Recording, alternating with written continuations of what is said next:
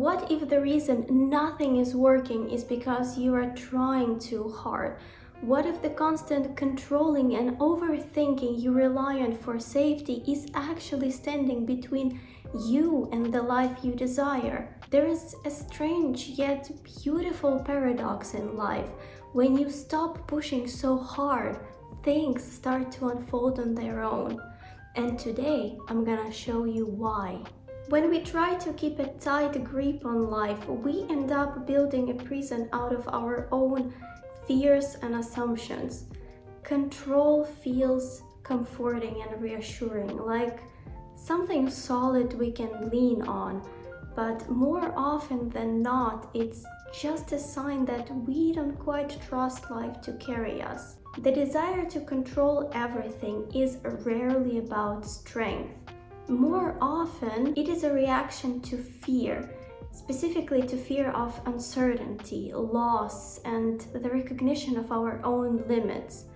Control promises safety because it offers the illusion of predictability, and predictability feels reassuring to a mind that does not trust life to unfold on its own terms. Control isn't strength, it's a fear coping mechanism. We are afraid of losing our friends, of losing our job, our relationships, money, opportunities.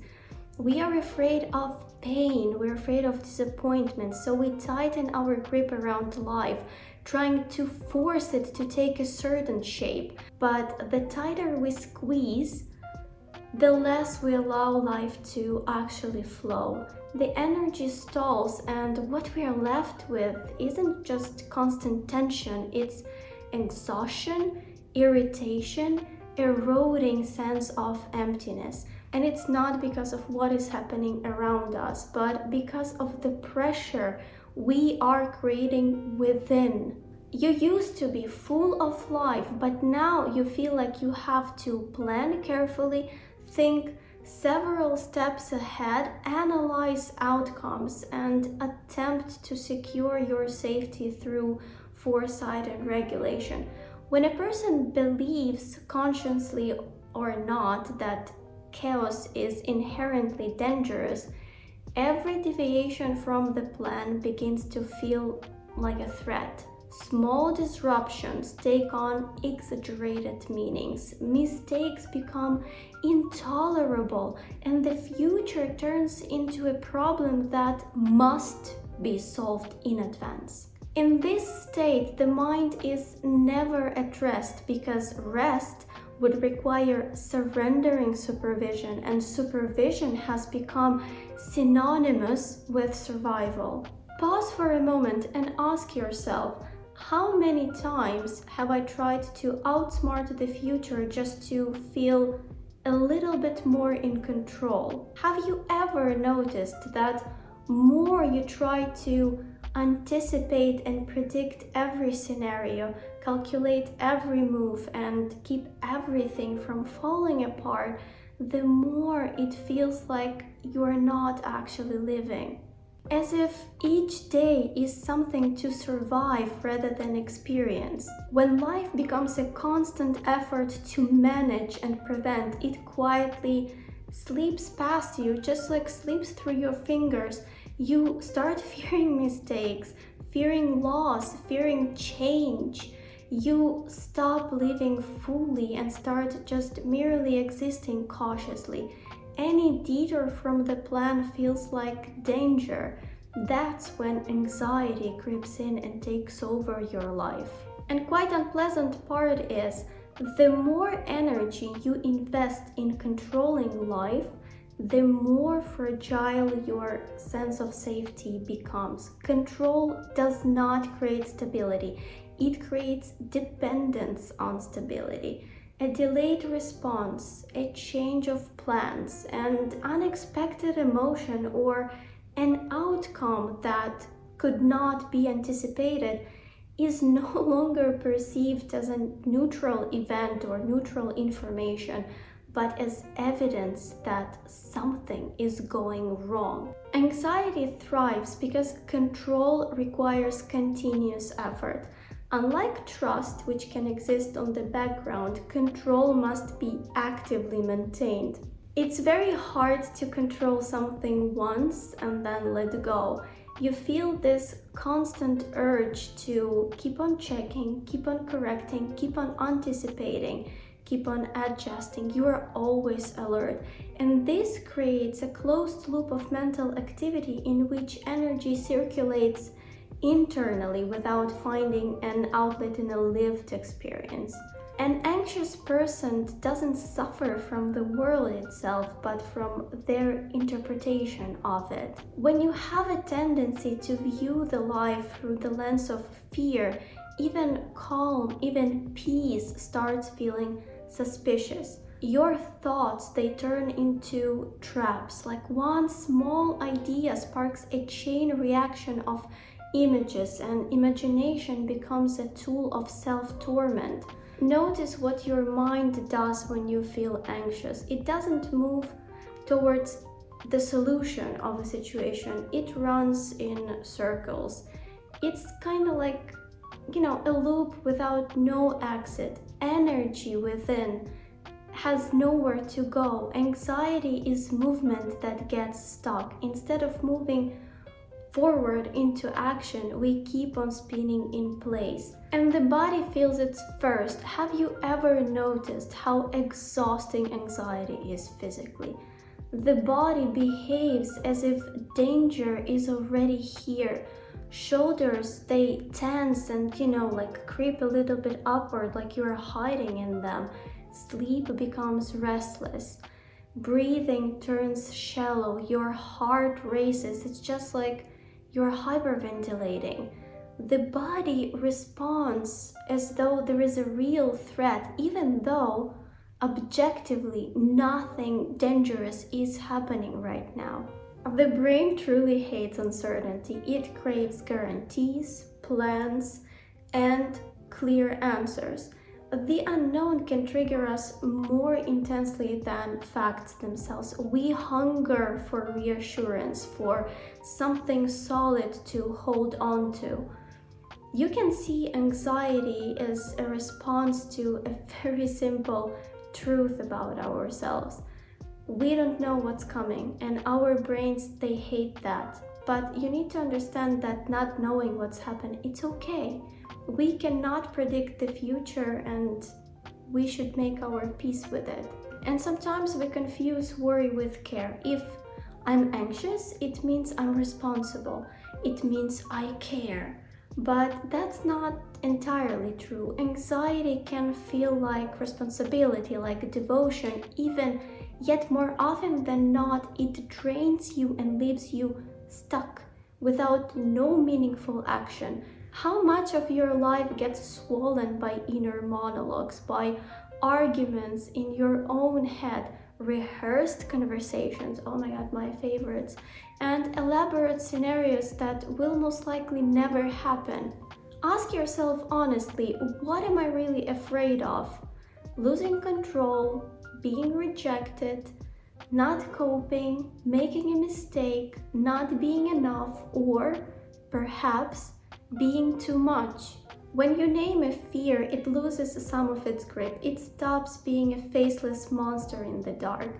The anxiety may not vanish overnight, but it will no longer be running your decisions. It will no longer be the boss of you. And I have to say, letting go is so deeply underestimated.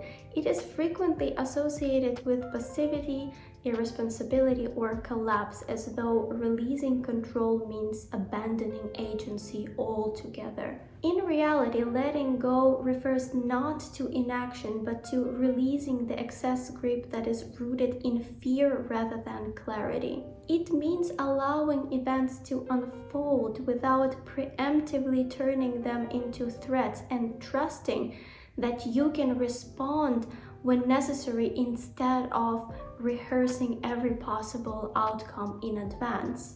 This shift does not eliminate problems, but it changes the relationship to them. Challenges are no longer interpreted as proof of failure or impending disaster, but as a part of a natural movement of life. You have to learn to trust your inner intuition. It knows the way more deeply than the rational mind ever could. And the harder you try to micromanage everything, the further you drift from yourself. The first step to inner freedom is actually admitting something simple but quite humbling. We are not in charge of life. We are participants in it. Why? Because life is not a math problem to be solved. It's alive, it's a breathing entity, it's full of variables no one can predict, and yet it's precisely in that uncertainty that growth sits. When we make peace with the unknown, we stop fighting ourselves. How many times have you tried to force something to happen only to hit a wall? And then, the moment you finally let go, everything seemed to fall into place on its own. You stop guarding your own life and start witnessing it instead. You still act, but not from fear. You allow life to unfold, and it actually responds to you. Somewhere along the way, you forgot how to simply be. You schedule your rest. Your calendar is full. You are overbooked. You distract yourself with doom scrolling, news, notifications, anything to avoid being alone with your own silence. But you need that silence, because in that silence is where we begin to hear ourselves again. That's where we come back home to who we are. That's where we finally feel grounded. And you need to understand that the body plays a central role in this process, because anxiety is not merely a mental phenomenon. It is experienced somatically. When you are stressed, you can notice that you are tense, you are restless, and you have some issues with your breathing. This is why understanding this whole process just in your head is not sufficient. The system, like your nervous system, must experience these moments of safety. You must feel that your nervous system, your life does not require the constant supervision. And these moments, like these moments of safety, they teach your nervous system that uncertainty can be tolerated, that you can survive it. In a world built based on traditional masculine model of control and measurable results, women are often expected to toughen up. And we do it brilliantly. We adapt, we sharpen our edges, we learn to perform, to achieve, to hold it all together. But beneath that strength lives a different kind of wisdom, the wisdom of cycles, of rhythms, of intuition. And for us women especially, it becomes essential to learn how to let life unfold instead of forcing it. Control erodes our ability to be spontaneous. It erodes our intuition. And with it, we lose touch with something sacred within us. When every step is premeditated, every feeling is scrutinized, there is so much little room left for responsiveness.